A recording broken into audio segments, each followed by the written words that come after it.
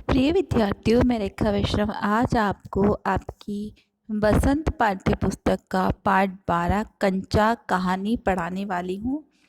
इस कहानी के लेखक टी पद्मनाभन जी हैं। ये कहानी पद्मनाभन जी द्वारा लिखी गई है। इस कंचा कहानी का उद्देश्य यह है कि जो कंचा कहानी के लेखक हैं, उन्होंने यह दर्शाने का प्रयत्न किया है कि बच्चों की अपनी दुनिया होती है। वे हर पल कुछ ना कुछ सोचते रहते हैं और न जाने अपनी सोच की दुनिया में कहाँ से कहाँ तक पहुँच जाते हैं। लेकिन कई बार पेरेंट्स व शिक्षक उनकी भावनाओं को समझ नहीं पाते। जैसे कि इस कहानी में भी अप्पू कंचे देखकर कंचों की दुनिया में खो जाता है, लेकिन उसके मास्टर जी उसकी भावना व सोच को समझ नहीं पाते और रेलगाड़ी का पाठ समझाते चले जाते हैं और उत्तर नहीं देने पर उसे डांट खानी पड़ती है। तो लेखक ने इस कहानी में ये बताया है कि बच्चों की भी अपनी दुनिया होती है। ठीक है, तो चलिए हम कहानी शुरू करते हैं।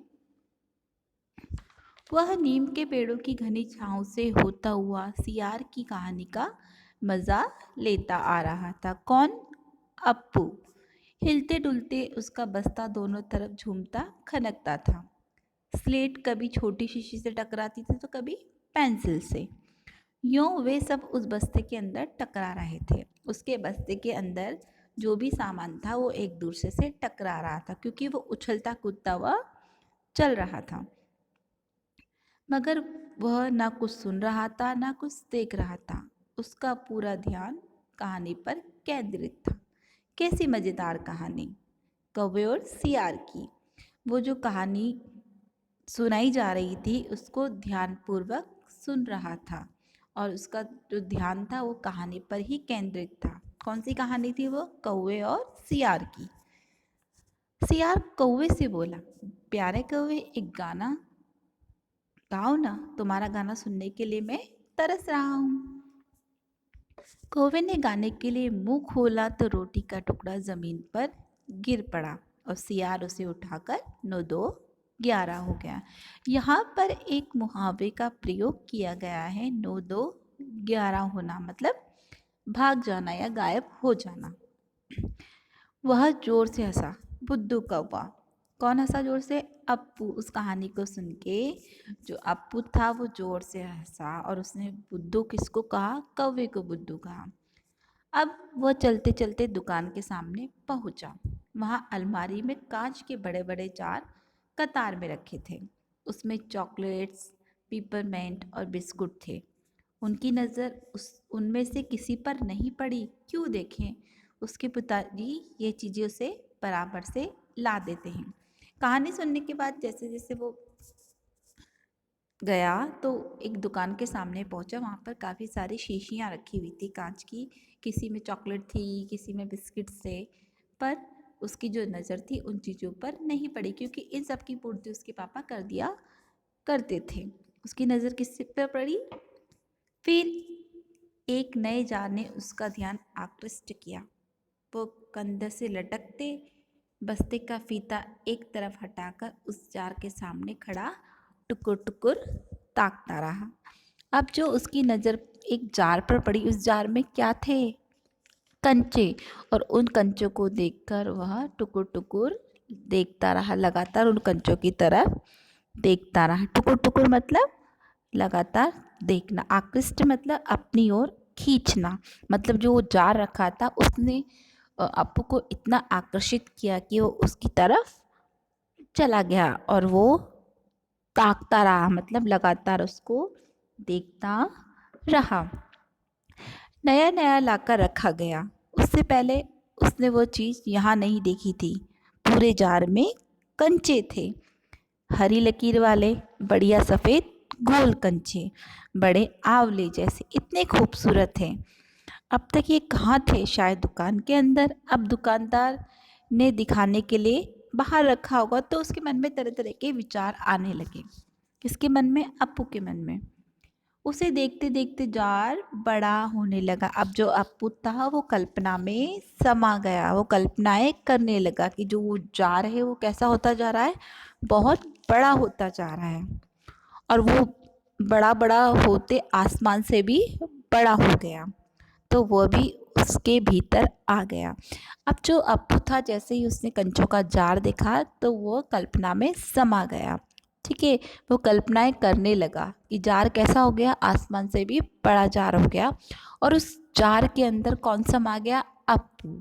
उस जार के अंदर अप्पू भी आ गया। वहाँ और कोई लड़का तो नहीं था, फिर भी उसे वही पसंद था। छोटी बहन के हमेशा के लिए चले जाने के बाद वह अकेले ही खेलता था। वह कंचे चारों तरफ बिखेरता मजे से खेलता रहा। तभी एक आवाज आई, लड़के तू उस जार को नीचे गिरा देना। वो चौंक उठा। जार अब छोटा बनता जा रहा था। छोटे जार में हरी लकीर वाले सफेद गोल कंचे, छोटे आंवले जैसे। सिर्फ दो जने वहां हैं, वह और बूढ़ा दुकानदार। दुकानदार के चेहरे पर कुछ चिड़चिड़ाहट थी, क्योंकि वो उस लड़के को देखकर चिढ़ रहा था। मैंने कहा ना, जो चाहते हो वो इसमें से निकाल कर दे दूंगा। अब वो उदास होकर अलग से खड़ा हो गया। क्या कंचे चाहिए, दुकानदार ने उसको पूछा।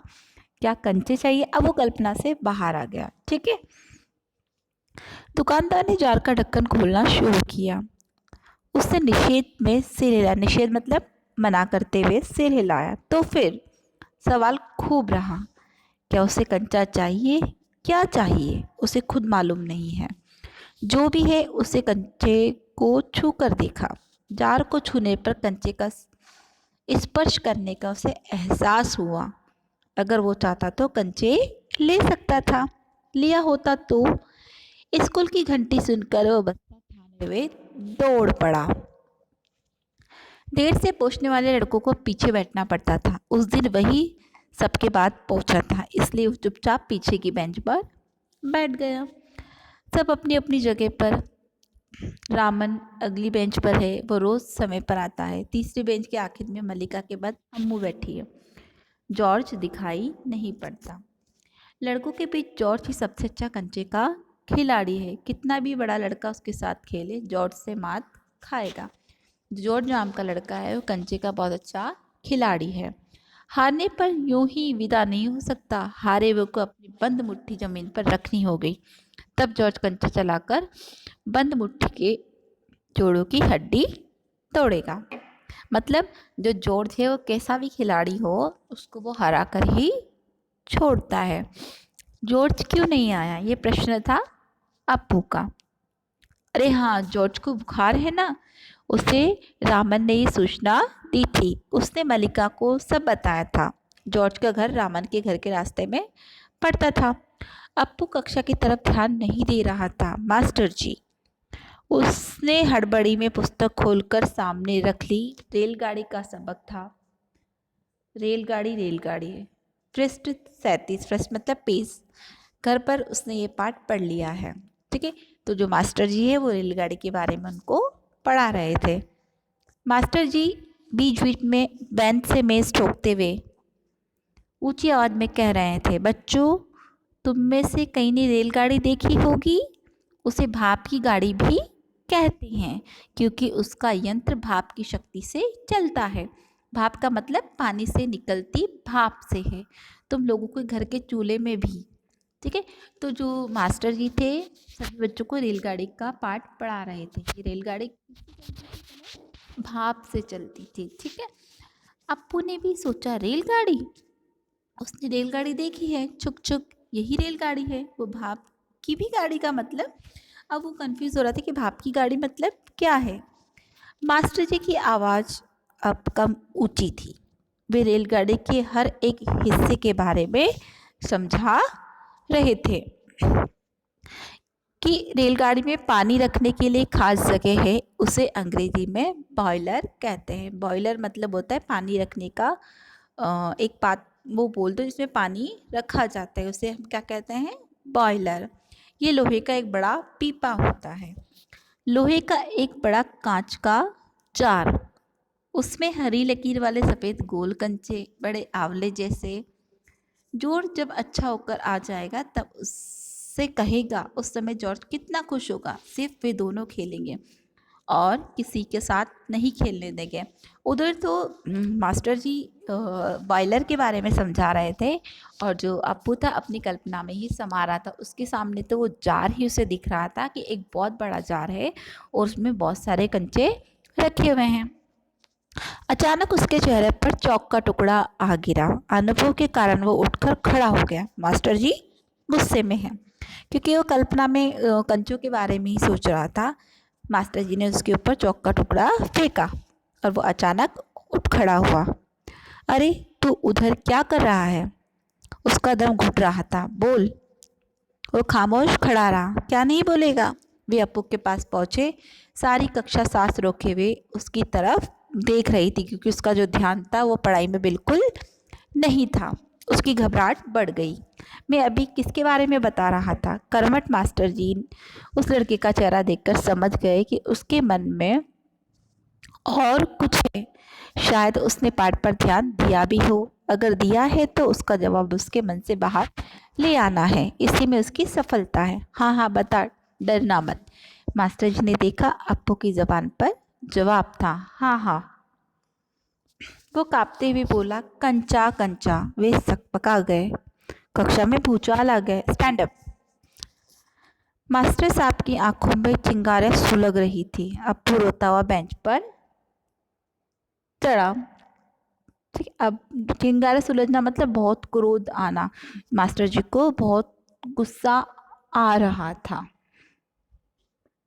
वो कांपते हुए बोला, ठीक है। पड़ोसी कक्षा की टीचर ने दरवाजे से झांक कर देखा, फिर सम्मिलित हंसी। रोकने की पूरी कोशिश की, करने पर भी वो अपना दुख रोक नहीं सका। सुबकता रहा। रोते रोते उसका दुख बढ़ता ही गया। सब उसकी तरफ देख देख कर उसकी हंसी उड़ा रहे हैं। रोमन, मलिका, सब। बेंच पर खड़े खड़े उसने सोचा, दिखा दूंगा सबको। जॉर्ज को आने दो। जॉर्ज जब आए, जॉर्ज के आने पर वो कंचे खरीदेगा। इनमें से किसी को वो खेलने नहीं बुलाएगा। कंचे को देखिए, ललचाएंगे। इतना खूबसूरत कंचा है। हरी लकीर वाले सफ़ेद गोल कंचे, बड़े आंवले जैसे। तब शक हुआ, कंचा मिले कैसे? क्या मांगने पर दुकानदार देगा? जॉर्ज को साथ लेकर पूछे तो नहीं दे तो। किसी को शक हो तो पूछ पूछ लो। मास्टर जी ने उसे घंटे का सबक समाप्त किया। क्या किसी को कोई शक नहीं? अप्पू की शंका अभी दूर नहीं हुई थी। वह सोच रहा था कि जॉर्ज को साथ ले चलने पर दुकानदार कंचा नहीं देगा। अगर खरीदना ही पड़े तो कितने पैसे लगेंगे? रोमन ने मास्टर जी से सवाल किया और उसे सवाल का जवाब मिला। अमे मणि ने शंका का समाधान किया। कई छात्रों ने ये दोहराया। अप्पू क्या सोच रहे हो? मास्टर जी ने पूछा। पूछ लूँ, शंका क्या है? शंका जरूर है। क्या जॉर्ज को साथ ले चलने में दुकानदार कंचे देगा? नहीं तो कितने पैसे लगेंगे? क्या 5 पैसे में मिलेगा? 10 पैसे में? क्या सोच रहे हो? पैसे। अब तक की कहानी में जो अप्पू है उसके लगातार मन में कंचे ही चल रहे हैं कि कंचे कैसे होंगे, कितने बड़े होंगे, इस तरह के मन में विचार चल रहा है। और जो मास्टर जी उसको पाठ पढ़ा रहे थे तो उसका ध्यान पाठ में नहीं था, पर जो अध्यापक है उनको शंका हो गई थी कि अप्पू कुछ और सोच रहा है, किसी और चीज़ के बारे में सोच रहा है। ठीक है।